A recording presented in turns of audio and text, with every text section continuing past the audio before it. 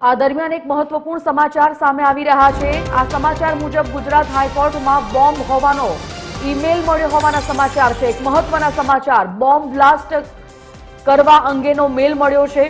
મેલ મળતા ઉચ્ચ અધિકારીઓ ઘટના સ્થળ પર દોડી આવ્યા છે। સફીન હસન સહિતના અધિકારીઓ ઘટના સ્થળ પર દોડી આવ્યા છે।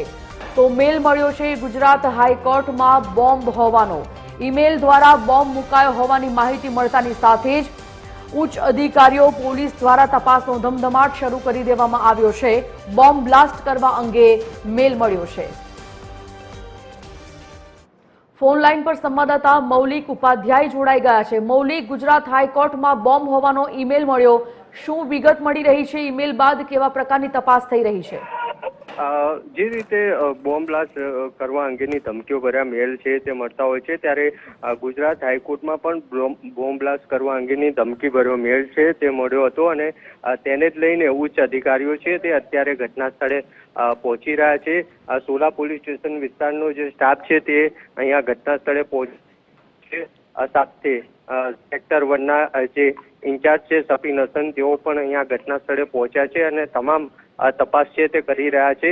આ મેલ મળ્યો છે, તેમાં મેલમાં જણાવવામાં આવ્યું છે કે ગુજરાત હાઈકોર્ટમાં બોમ્બ બ્લાસ્ટ કરવાની ધમકી છે તે આપવામાં આવી છે અને તેને જ લઈને પોલીસ દ્વારા તપાસ છે તે કરવામાં આવી રહી છે। જી મૌલિક, જે પ્રકારે જાહેર સ્થળો પર અથવા તો સરકારી જગ્યાઓમાં આ પ્રકારના બોમ્બ મૂકવાની અથવા તો બોમ્બ હોવાની અફવાઓ જ્યારે ફેલાય છે અથવા તો આવી કોઈ ધમકી આપવામાં આવે છે, ત્યારબાદ અત્યારે જે તપાસ કરવામાં આવી રહી છે તે તપાસમાં કંઈ સામે આવ્યું છે ખરું? કોણ કોણ અધિકારીઓ, કયા કયા પોલીસના અધિકારીઓ ત્યાં હાજર છે અને શું કોઈ અપડેટ અત્યારે મળી રહી છે ખરી આ ઈમેલ મારફતે, કે કોના દ્વારા મેલ આપવામાં આવ્યો છે, કોના મેલ આઈડીમાંથી આ મેલ આવ્યો છે વગેરે?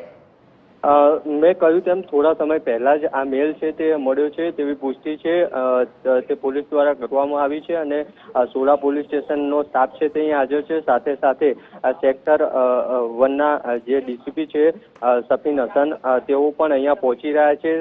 તેમને સાથે વાત થઈ ત્યારે તેમને તે પણ કહ્યું હતું કે સીપી સાહેબ છે તેઓ અહીંયા પહોંચ્યા છે અને તમામ આ જે મેલ છે, શંકાસ્પદ મેલ છે, તે બાબતે હાઈકોર્ટમાં ચકાસણી છે તે કરવામાં આવી રહી છે।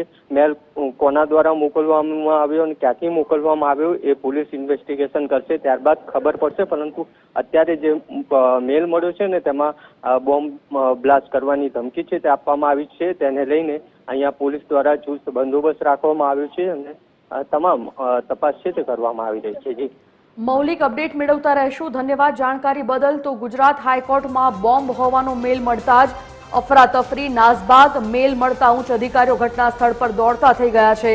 પોલીસ દ્વારા પણ તપાસનો ધમધમાટ શરૂ કરી દેવામાં આવ્યો છે।